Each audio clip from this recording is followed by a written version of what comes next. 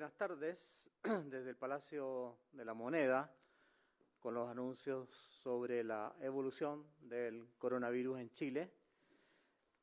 Agradecemos a los canales de Anatel y Arcatel, agradecemos a las radios Archi y No Archi, y agradecemos también al personal de la Moneda y del Ministerio de Salud por esta transmisión en relación a la evolución de la pandemia. En primer lugar, quisiera contarles que la doctora Carissa Etienne, directora de la OPS-OMS, con sede en Washington, citó el día 25 de agosto en el informe oficial de la entidad, citó a Chile como ejemplo de estrategia correcta que puede doblegar la curva de la pandemia. Chile analizó los datos y adaptó su enfoque. Esto es lo que dice la directora de la OPS-OMS. ¿Y cómo adaptó su enfoque? Obviamente, aplicando el TTA. Testear muchísimo, somos el país de Latinoamérica que más testea por millón de habitantes, trazar, mejorar la trazabilidad, y estamos trabajando en eso, y sé que es difícil y que nos ha costado, pero hemos avanzado. Y por último, aislar en las residencias sanitarias o en la propia residencia. Y esto ha sido considerado como ejemplar por la Organización Panamericana Sanitaria. Sin embargo, no hemos dicho nunca que hemos ganado la batalla. Todo lo contrario, seguimos trabajando. Nos siguen preocupando Magallanes, Arica, Atacama, que están con tasas por 100.000 habitantes muy altas. Van entre 412 por 100.000 habitantes y 210 por 100.000 habitantes en estas regiones. Sin embargo, la tasa nacional ha bajado a 78 casos por 100.000 habitantes, lo cual es un gran avance. La búsqueda activa de casos, además, ha ido en aumento y eso ha hecho que podamos detectar casos asintomáticos. La búsqueda activa de casos a nivel nacional alcanza a un 17% de los casos en el último informe y un 24% de los notificados son asintomáticos. Si no hubiéramos hecho esto, esos pacientes piensan que no tienen nada y siguen circulando. Al detectar los asintomáticos y aislarlos, evitamos la diseminación viral. Además, la ocupación total de camas UCI a nivel nacional en este momento bajó de 80%, estamos en 79%. Es otro hito importante.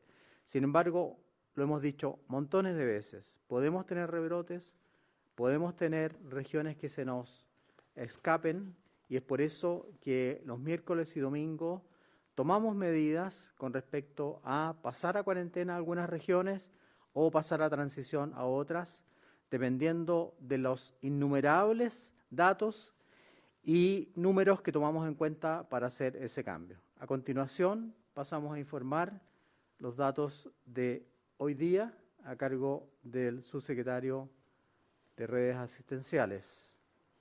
Muy buenos días, muy buenas tardes. La situación en nuestro país, de acuerdo a lo informado durante las últimas 24 horas, es la siguiente. 1.371 casos nuevos de coronavirus, de los cuales 993 son personas sintomáticas. Con esto, la cifra total de pacientes contagiados con coronavirus es de 402.365, habiéndose ya recuperado 376.268 personas. En cuanto a las personas que han fallecido, de acuerdo a los decesos informados por el Departamento de Estadísticas e Información del Ministerio de Salud, durante las últimas 24 horas se registraron 32 personas, totalizando 10.990 desde que comenzó la pandemia. En cuanto a la cantidad de pacientes que se encuentran hospitalizados en las unidades de cuidados intensivos de nuestros hospitales de la red integrada COVID-19, al día de hoy hay 1.004 pacientes y 148 de ellos en un estado crítico. Esto ha permitido que al día de hoy tengamos 551 ventiladores disponibles para cualquier ciudadano, independiente de la ciudad en donde esté, ya que puede ser trasladado para poder acceder a una cama de cuidados intensivos. Cuanto a la red de laboratorios, ayer se informaron los resultados de 20.257 exámenes de PCR, alcanzando la cifra total de 2.276.223 exámenes desde que comenzó esta pandemia. Finalmente, en cuanto a las residencias sanitarias, al día de hoy disponemos de 156 recintos con 10.373 cupos que están disponibles de forma totalmente gratuita para que las personas puedan realizar una cuarentena de forma efectiva. Y pueden acceder a ella llamando al 800-726-666. Eso es todo en cuanto al reporte del día de hoy. Muchas gracias, subsecretario. A continuación, la subsecretaria de Prevención del Delito, la doctora iba a decir, teniente Katy Martorell, nos dará a conocer los anuncios de hoy día. Concepción, lo adelanto, Katy, perdona, pasa a cuarentena. Quiero mandar un saludo muy especial al diputado José Miguel Ortiz, que ha tenido la deferencia de acompañarnos y ayudarnos mucho en la tramitación de algunas leyes en el Congreso que son fundamentales para salud. Katy, le doy la palabra.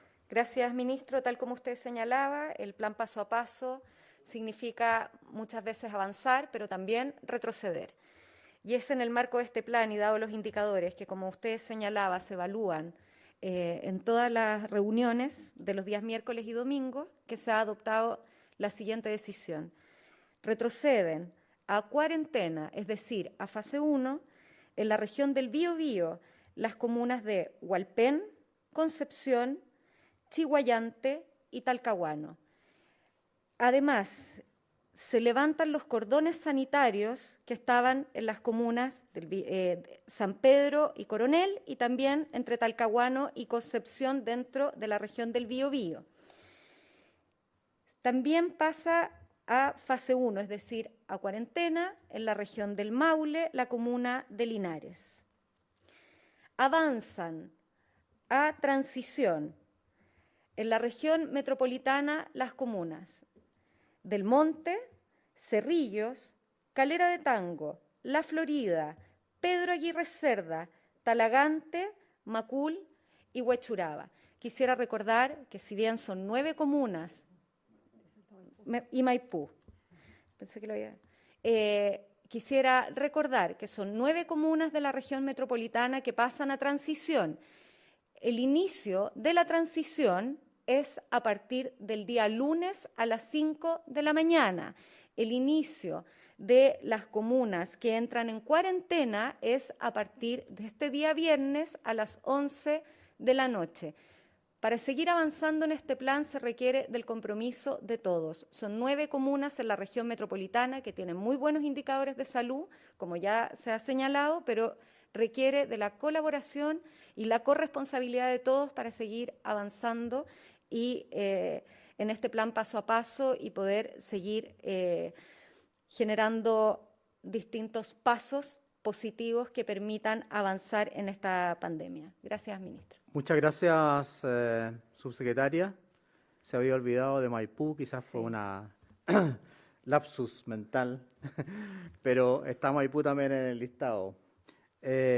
Antes de dar la palabra a los periodistas que nos van a hacer las preguntas, quisiera saludar a don Freddy Maureira Godoy, padre de Michael y de Valentina, pacientes o niños que sufrieron de fibrosis quística del páncreas. Y él llama a su hija la heroína Valentina. Así que un saludo muy afectuoso a la familia de don Freddy Maureira, que es de Melipilla, y quiero recordar la lucha y el trabajo que él ha hecho por su pequeña niña, que se llama Valentina, pero que él le dice heroína Valentina. Muchas gracias. A continuación pasamos a las preguntas del día. Primera pregunta. Hola, ministro, ¿cómo está? Muy buenas tardes. Bueno, lo primero, hay varios anuncios, preguntarle sobre todo por la región metropolitana. Son varias las comunas que van a entrar a transición ya en la totalidad a partir del día lunes. Hay una preparación especial. Ya, por ejemplo, desde Maipú, la propia alcaldesa decía que podía ser algo apresurado esta decisión. ¿Estamos preparados para ya el día lunes enfrentar y no ver otros episodios como ha pasado, por ejemplo, cuando pasó a transición Santiago o Estación Central? Eso es lo primero, ministro. Bueno, yo creo que todas las comunas, yo creo que están preparadas. Como nosotros y como la subsecretaria Katy Martorell dijo, estas decisiones se toman con cifras en la mano, no se toman, digamos, sin estudiar, digamos, con mucha detención. Maipú tiene una variación negativa de casos estimados en menos 30%. Tiene una gran cantidad de exámenes de laboratorio. Tiene una ocupación de camas de UCI del 48%, o sea, muy baja.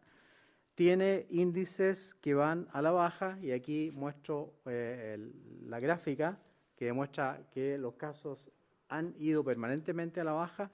Y yo agradezco a la alcaldesa de Maipú por su preocupación, y creo además que va a ser una gran labor tratando obviamente de manejar bien la cuarentena. Ella trabaja muy bien, obviamente que está preocupada y nosotros lo reconocemos la preocupación que esto genera, pero estoy seguro de que va a ser una gran labor y que se va a destacar, como siempre, en el manejo de este problema. A nivel del trabajo que ha hecho la comuna de Maipú con respecto a la trazabilidad, ellos tienen una oportunidad de notificación del 89%, o sea, casi el 90% de oportunidad de notificación, y tienen una cobertura de testeo del 85,8%, es decir, es una de las comunas del país que tiene una mejor oportunidad de notificación. Por lo tanto, entendiendo la preocupación de la alcaldesa Katy Barriga, nosotros creemos que lo va a hacer bien y le damos todo nuestro apoyo, obviamente desde el Ministerio de Salud, para que continúe con este trabajo que ha hecho y que ha permitido que su comuna pase de cuarentena a transición. Yo creo que los habitantes también de la comuna lo van a apreciar mucho, y cualquier necesidad que ella tenga le vamos a tender la mano en el caso que así lo solicite. Muchas gracias. Ministro, ahora sí, en otro tema, la Contraloría nuevamente advirtió que informes diarios, ahora 3 veces, y los informes semanales, el reporte epidemiológico, deben contemplar la totalidad de las personas fallecidas, es decir, decesos con y sin test PCR. Es cierto que la información está, pero se comunica distinto. El ente fiscalizador dice que ambos informes deberían considerar el criterio de la OMS. Se hizo la corrección tras una advertencia anterior respecto del mismo tema, y eso fue valorado, de hecho, por la Contraloría. El problema es que la situación se volvió a repetir. Entonces la pregunta es, ¿se va a seguir ajustando o reaccionando cada vez que la Contraloría se pronuncie, o se va a adoptar quizás de una vez por todas el criterio OMS, insisto, en la comunicación de los datos? No es que los datos no estén. Información además muy sensible, dolorosa y también relevante en la percepción de riesgo y la toma de decisiones. Como ejemplo, en el informe epidemiológico hoy se informan 15.108 muertes por COVID-19, y ustedes, por ejemplo, hoy día acá comunicaron 10.990.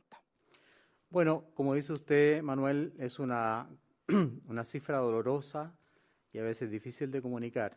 Nosotros hemos mantenido durante esta administración del Ministerio de Salud una excelente relación con la Contraloría, y nos hemos reunido con el Contralor, de hecho.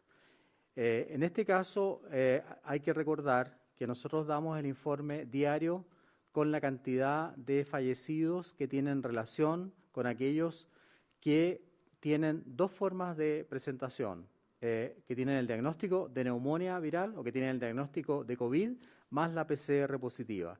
Los otros 4.000 o 5.000 en este caso de hoy día son pacientes que no tienen la PCR positiva, es decir, son sospechosos de tener la enfermedad por COVID. Y eso los damos a conocer 2 veces por semana. Si es necesario, podemos incluir los sospechosos, pero yo creo que va a producir más confusión en la población, porque no son casos que estén comprobados que tengan el COVID positivo, porque no tienen la PCR positiva. Y para nosotros, obviamente, o para cualquier médico, uno necesita comprobar el diagnóstico, obviamente con la clínica, con el examen físico, en este caso con los datos de la enfermedad, además de algún examen de laboratorio que nos permita afirmar eso.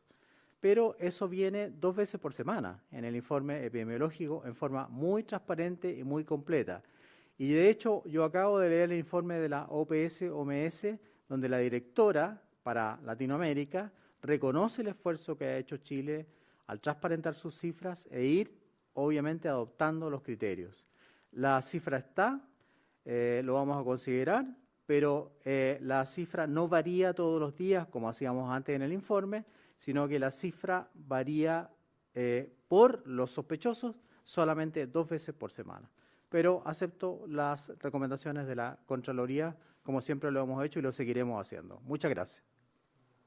Muy buenas tardes, ministro. Le quería preguntar por uno de los anuncios que se dan a conocer en el día de hoy y que tiene que ver con la región del Biobío, porque retroceden a cuarentena Hualpén, Concepción, Chiguayante, Talcahuano, se suma, ya están en esta situación Penco, Tomé. ¿Qué pasa en la región del Biobío? Han aumentado los contagios, se levantaron también los cordones. ¿No fueron suficientes entonces estos cordones sanitarios para disminuir la propagación del virus? Y si hay preocupación efectivamente por la zona del Biobío, donde ya hay hartas comunas que están en cuarentena.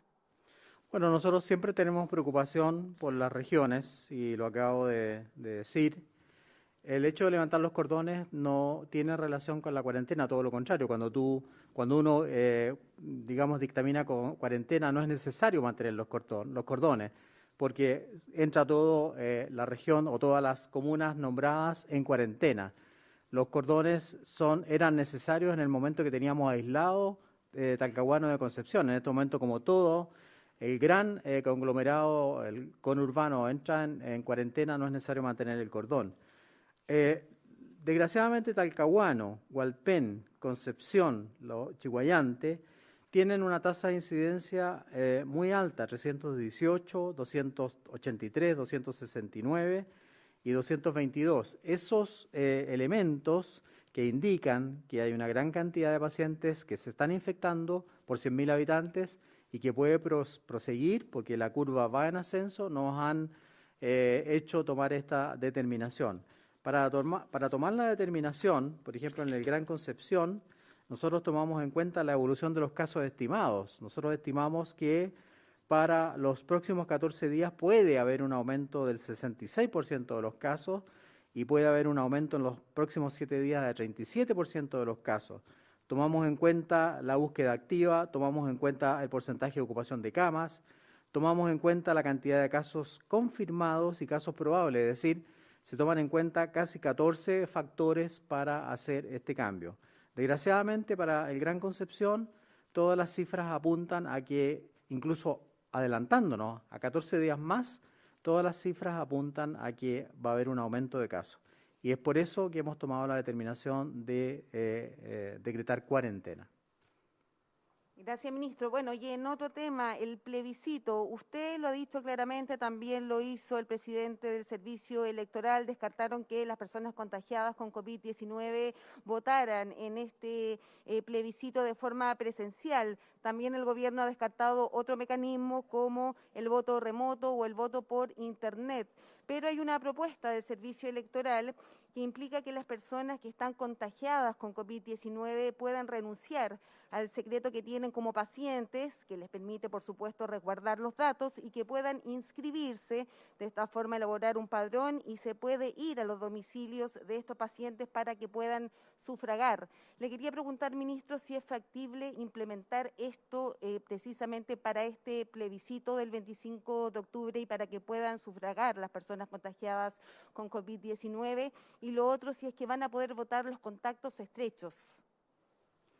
Bueno, la verdad es que esta pregunta, Maribel, de Chilevisión, tiene... ¿No? Se equivocaron entonces aquí en mi Mega, ministro. Nota. ¿Con quién hablo? Mega. Megavisión, perdón, Maribel. No hago yo las preguntas por escrito, lo lamento. Megavisión, entonces, la verdad es que el CERVEL debe cumplir con la ley. El CERVEL es el dueño del plebiscito. Yo le digo siempre esto a don Patricio Santamaría y me retruca con algunos argumentos. Pero nosotros solo contribuimos a fabricar o complementar el protocolo de salud. Todas esas preguntas que usted me hace, Maribel, tienen que ver o tienen que ser respondidas por el CERVEL. Nosotros estamos participando todas las semanas en el protocolo de salud, hemos pedido además que el Comité de Expertos en Pandemia del Ministerio de Salud dé su opinión. Yo sé que las sociedades científicas también están dando su opinión, e incluso el Colegio Médico. Por lo tanto, una vez que haya un consenso de todas estas opiniones, se podrá responder con claridad, pero yo no tengo por qué responder con el voto a domicilio, con el voto secreto, con el levantamiento del secreto de la enfermedad. No me corresponde como autoridad sanitaria. Solo fijar los protocolos para evitar que haya contagios durante el momento de la votación, y en eso hemos sido enfáticos: el respeto en la distancia, el uso de la mascarilla, digamos el escudo facial, el alcohol gel, cambiar el sistema de las puertas, en fin. En eso yo sí me puedo pronunciar, pero en las preguntas que usted me hace no me puedo pronunciar, lamentablemente. Ministro, pero usted emitió su opinión con respecto a los enfermos COVID-19. Hace 2 días dijo que no deberían votar presencialmente en el plebiscito. Le pido esa misma recomendación, esa misma opinión con respecto a los contactos estrechos. ¿Ellos, a su juicio, deberían votar en el plebiscito? No, esa es una pregunta sumamente difícil de contestar, porque los contactos estrechos, ¿quién puede, digamos, clarificar? A veces ni la misma persona sabe quiénes fueron sus contactos estrechos. Por eso mismo que la trazabilidad a veces es tan difícil de llevar a cabo. Como usted muy bien dice, y no me voy a desdecir de lo que dije, con respecto a los pacientes positivos, COVID positivos, es lo mismo que si fuera a votar una persona que está con una neumonía, que está con un sarampión, que está con una tifoidea, es decir, está con licencia, está en cuarentena en este caso por el COVID. Y yo me he referido a ese punto desde el punto de vista sanitario. Sin embargo, también he dicho en repetidas oportunidades que constitucionalmente el derecho a voto es un derecho que tenemos todos los ciudadanos. Entonces aquí hay que congeniar ambas posiciones, y eso tiene que hacerlo el CERVEL siguiendo las recomendaciones, obviamente, de los expertos. Muchas gracias. Muy buenas tardes. El país, de acuerdo a la Universidad de Johns Hopkins, está en el 10º lugar del ranking con mayores casos que se han confirmado por examen PCR. Pero al margen de eso, los especialistas apuntan principalmente a la tarea de trazabilidad que tiene que tener la autoridad para poder controlar los casos, aislarlos efectivamente. En ese sentido, ¿cuánto debiera ser el mínimo de contactos que debieran ser ubicados? ¿Cuántos trazadores tiene el país, pero por regiones? ¿Cómo se realiza la trazabilidad a quienes son ISAPRE?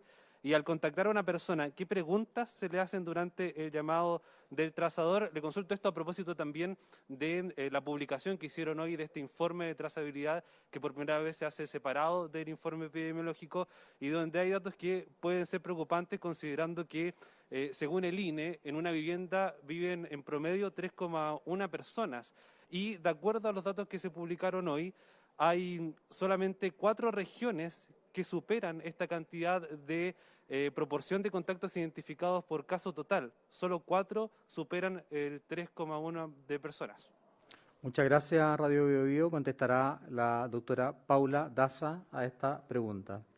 Bueno, efectivamente, dentro de la estrategia de la contención de la pandemia, una de los puntos más importantes para poder seguir avanzando en este paso a paso, y esta es la estrategia de nuestro gobierno, es tener una estrategia de testeo, de trazabilidad y de aislamiento efectiva.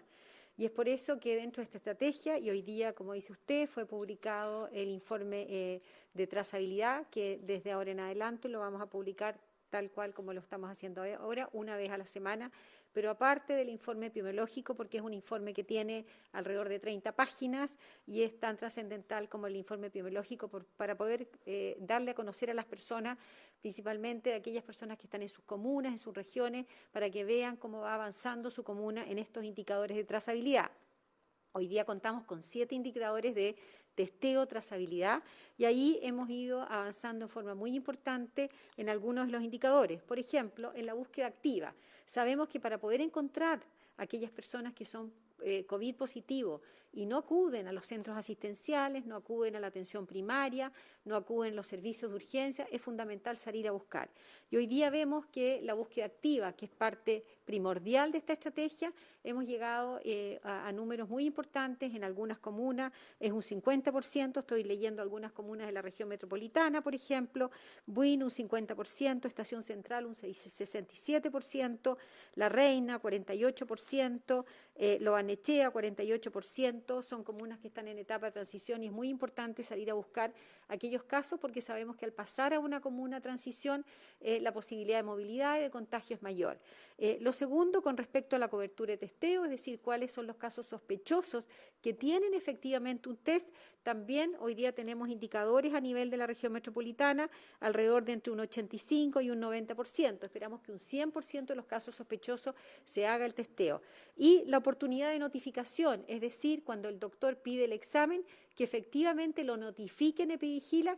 Esto es la primera puerta de entrada al sistema para poder hacer el seguimiento, es la puerta de entrada a la trazabilidad.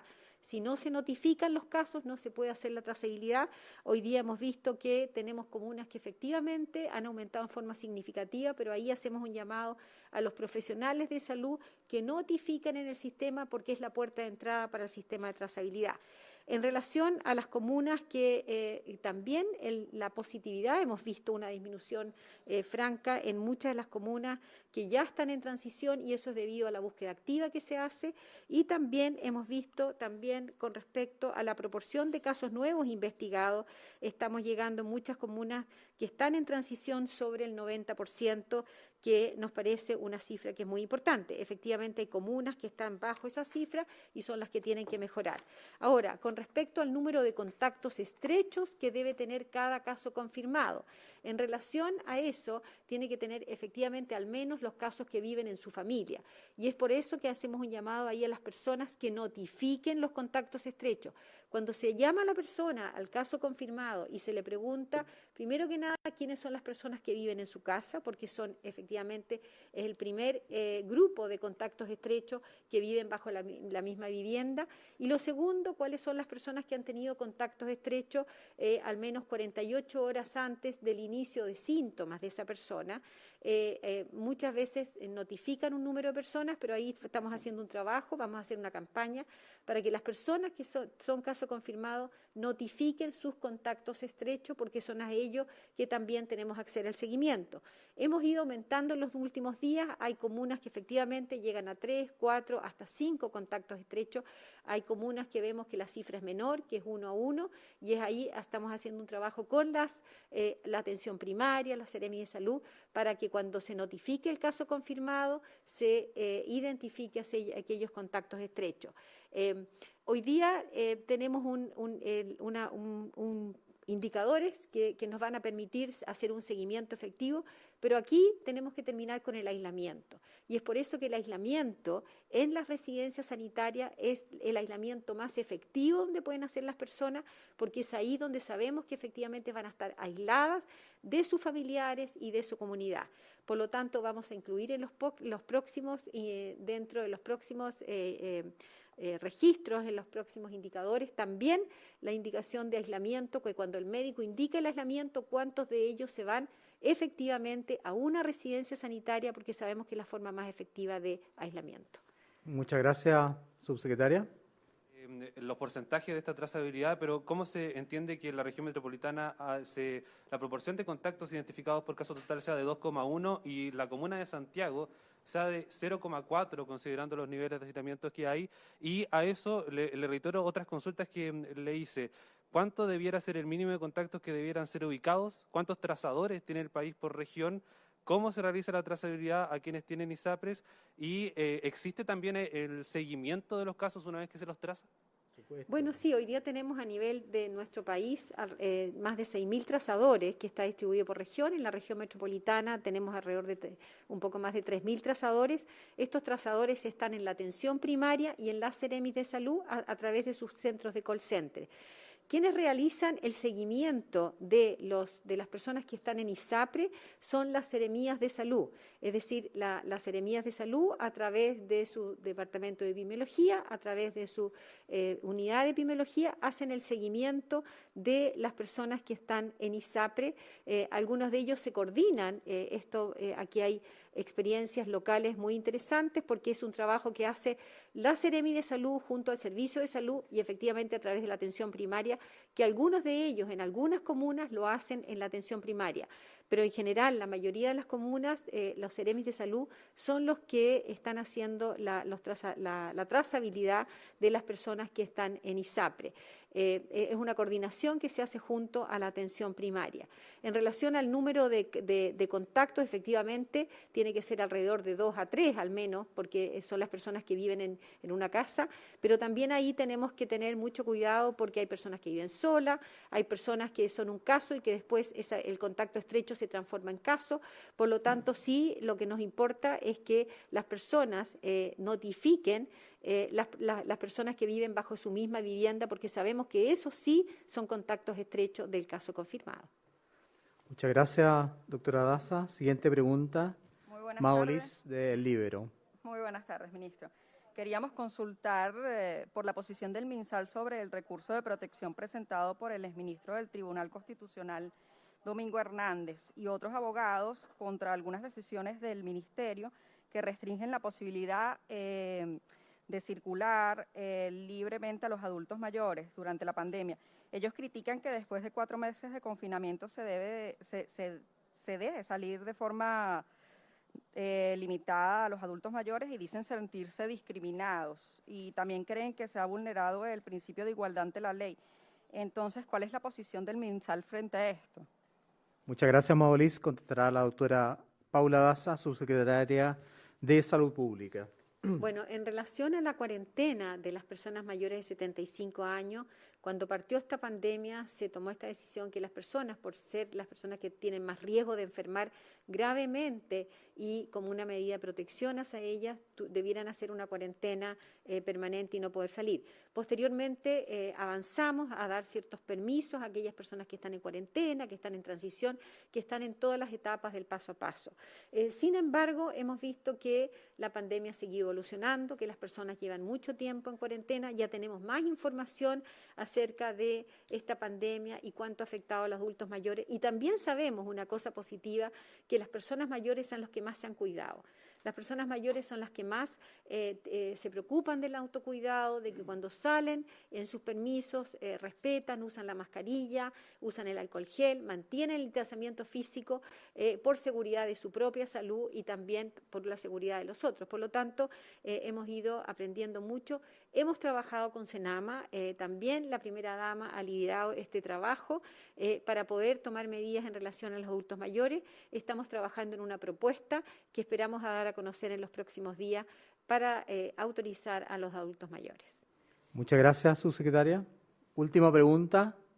Buenos días, ministro. Estamos ya a unos días de comenzar el mes de septiembre, que se destaca por varios actos masivos y tradicionales. Uno de ellos, la parada militar, los tedeum religiosos también por las fiestas patrias. Y en este año además se suma a la campaña electoral del plebiscito. En ese sentido ya se habló de hacer una parada militar COVID más reducida y también tomar algunos resguardos con las ceremonias religiosas. ¿Cómo lo ve usted desde la perspectiva sanitaria? ¿Cuáles serían estas consideraciones para ambos eventos? Y también preguntarle por las campañas electorales, ¿qué va a pasar con los eventos masivos? ¿Van a descartarse de plano? Muchas gracias, Canal 13. Contestará el subsecretario Arturo Zúñiga. Muy buenas tardes. Bueno, como usted mismo lo decía, hay que adaptarse. Todas estas celebraciones de fiestas patrias ya se han ido adaptando, tanto la parada como los tedeum.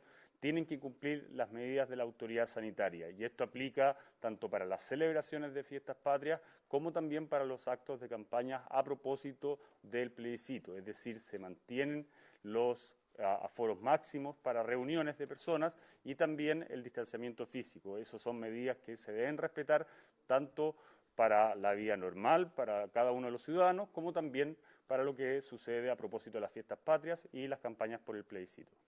Muchas gracias. Muchas gracias, subsecretario. ¿Hay una pregunta más? Sí, preguntarle sobre esto mismo. ¿Se va a trabajar en una campaña? Se hablaba de un eslogan que era como Fondéate en casa. ¿Se va a trabajar para reforzar eso también en la ciudadanía? Por supuesto que sí. Como ha dicho el subsecretario Zúñiga, nuestra preocupación principal es desde el punto de vista sanitario y por lo tanto vamos a trabajar en campañas para que la gente se cuide más durante estas etapas o estas fiestas del 18 de septiembre, las fiestas patrias que todos queremos celebrar y recordar, pero hacerlo dentro del marco de el cuidado sanitario, el uso de la mascarilla, el distanciamiento físico, evitar el alcohol dentro de lo posible, porque eso desordena la conducta de las personas, y obviamente tener normas claras para el Te Deum y la parada militar. Antes de terminar hoy día queremos enviar un mensaje para contribuir a destacar lo negativo que es el maltrato que sufren algunas de nuestras compatriotas mujeres durante esta época también de pandemia. Hemos visto cómo ha aumentado el maltrato, ha aumentado el mal comportamiento de algunas personas en contra de la mujer, así que queremos enviar un mensaje en este sentido. Doctora Daza. Bueno, efectivamente, como ha dicho el ministro, durante este periodo de la pandemia, además, una de las cosas graves que hemos visto, un aumento de la denuncia hacia la violencia hacia las mujeres. Es por eso que quiero recordar a todas las mujeres y a todos sus familiares que las mujeres que estén y que vivan una situación de violencia, independientemente de la etapa que esté su comuna, esté en cuarentena, está en transición, pueden salir a denunciar a Carabineros, a la PDI o a la Fiscalía si sea necesario, sin ningún permiso. Ellas pueden salir, pero también quiero recordar además que está disponible 24/7 los canales de orientación del Ministerio de la Mujer y Equidad de Género, que ante hechos de violencia pueden llamar al número 1455 y también se pueden comunicar, si es necesario, a través de WhatsApp con el teléfono 569-9700-7000. Ponemos a disposición de todas las mujeres que necesiten hacer su denuncia estos teléfonos y estos canales de comunicación. Poner fin a la violencia de la mujer es tarea de todos los chilenos en nuestro país. Muchas gracias. Muchas gracias, subsecretaria Daza. Antes de finalizar, quiero anunciar que hoy día se promulga la ley del cáncer, un homenaje al doctor Claudio Mora, un luchador incansable en contra de esta enfermedad. Es una ley muy importante que fue aprobada por unanimidad, tanto por el Senado, por la Cámara de Diputados, como parte del Ejecutivo. Agradezco a los parlamentarios y además agradezco obviamente al presidente de la República que haya apoyado esta ley. Que tengan muy buenas tardes. Hasta luego.